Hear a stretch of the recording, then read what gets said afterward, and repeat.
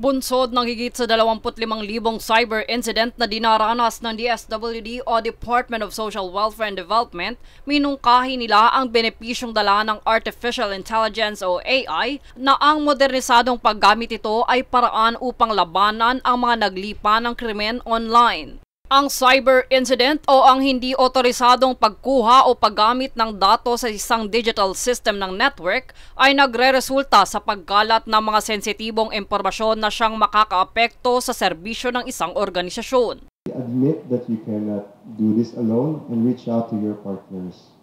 Of course, you have to do it carefully because it might expose you to several to some legal liabilities, but to bolster our cybersecurity infrastructure. And at this point, we are in the middle of the implementation.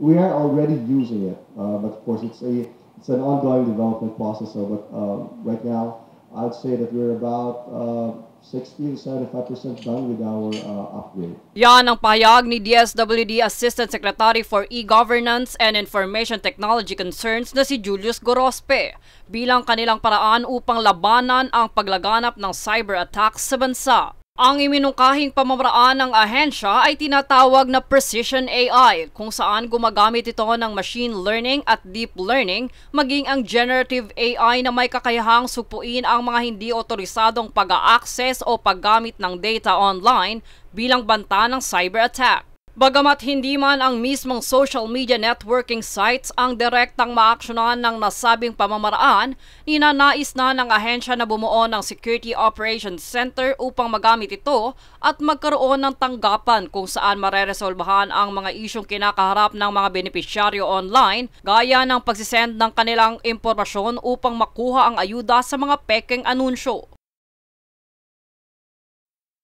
Jade Buhoy, nag-uulat para sa One Media Network.